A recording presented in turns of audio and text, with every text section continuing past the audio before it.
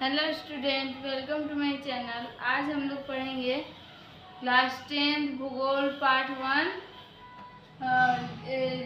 One का अंग। इसमें था 5 संसाधन था हमारा मुख्य चैप्टर, और उसके अंदर हमारे 5 थे विषय का हुआ अंग। तो ये हमारा लास्ट पार्ट है, शक्ति या ऊर्जा संसाधन।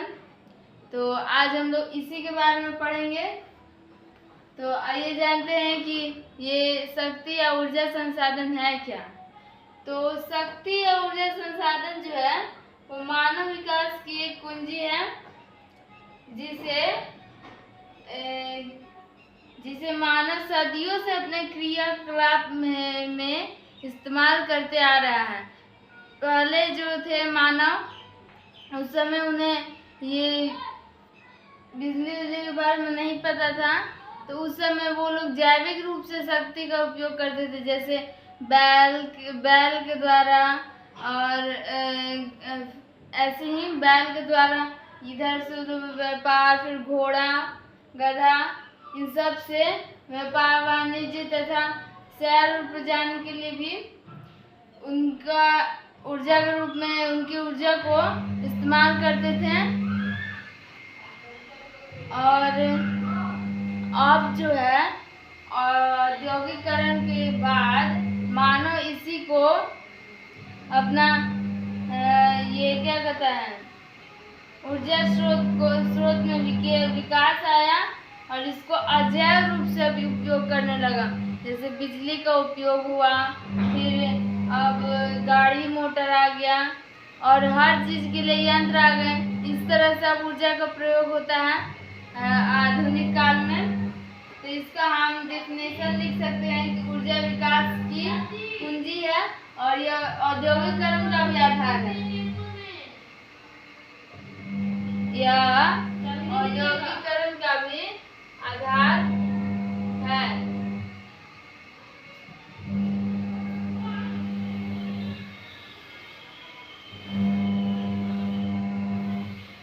यहाँ पर लिख देंगे औद्योगिकरण का आधार है। अतः यह संसाधन जो है मानव विकास के लिए अत्यधिक महत्वपूर्ण है। ठीक, यह हमारा डिफिनेशन हो जाएगा। तो शक्ति का हमने अजैव बताया, और मतलब जैव वाला कि ये बैल हो गए, फिर घोड़ा, गधा, इन सब का।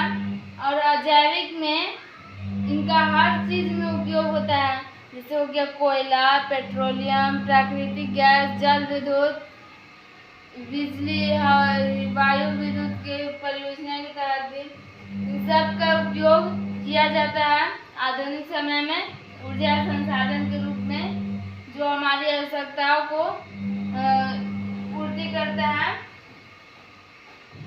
ऊर्जा की आवश्यकता को ऊर्जा संसाधन के जो है ऊर्जा संसाधन को अलग अलग विविध आधारों पर अलग अलग बांटा गया है।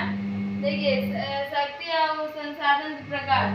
शक्ति को या ऊर्जा को 4 आधार पर बांटा गया है। पहला उपयोग के स्तर पर, मतलब उपयोग के आधार पर। उपयोग के आधार पर 2 हैं, सतत और समापनीय।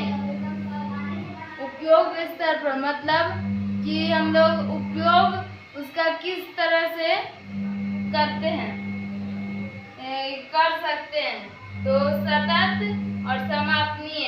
अब ये सतत क्या होता है? तो सतत वैसा शक्ति है जो समाप्त नहीं होता है कभी, वो हमें हमेशा मिलते ही रहता है। जैसे हो गया सौर ऊर्जा, जल ऊर्जा, पवन ऊर्जा, भूमिगत ऊष्मा, ये सब जो है वो सतत ऊर्जा संसाधन में आते हैं।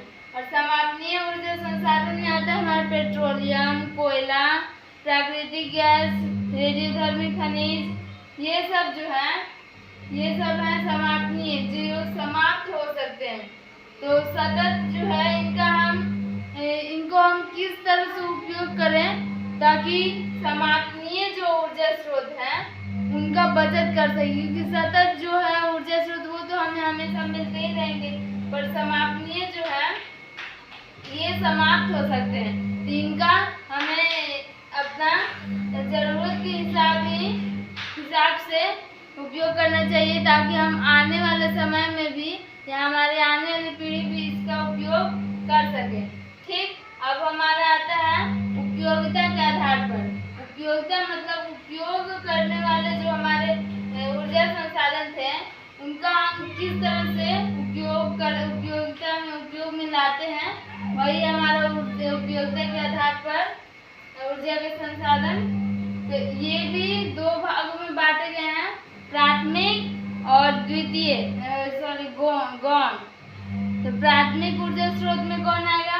पेट्रोलियम, प्राकृतिक गैस, कोयला, खनिज, ये सब मतलब जो है प्राथमिक में आते हैं, प्राथमिक ऊर्जा स्रोत में। और गौण मतलब जो प्राथमिक से ही बनता है, जैसे हो जाएगा हमारा विद्युत। विद्युत जो है वह मुख्य गौण ऊर्जा संसाधन है, जो केवल जो प्राथमिक ऊर्जा स्रोत से निर्माण किया गया है। अब फिर है तीसरा, स्रोत की स्थिति के आधार पर, मतलब वो स्रोत किस तरह से, किस रूप में हमारे पास उपस्थित है, किस स्थिति में। तो क्षयशील और अक्षयशील। क्षयशील स्थिति वाले जो है ऊर्जा स्रोत, उनमें पेट्रोलियम, प्राकृतिक गैस, कोयला ये सब आएंगे, क्योंकि क्षयशील है, मतलब ये इनका क्षय हो सकता है, ये खत्म हो सकते हैं। इनका निश्चित अनुपात में उपयोग करना आवश्यक है, नहीं तो ये हमेशा के लिए खत्म हो सकते हैं, क्योंकि इनके निर्माण में भी बहुत अधिक समय लगता है। और अक्षयशील वैसे संसाधन जिनका क्षय ही नहीं होगा।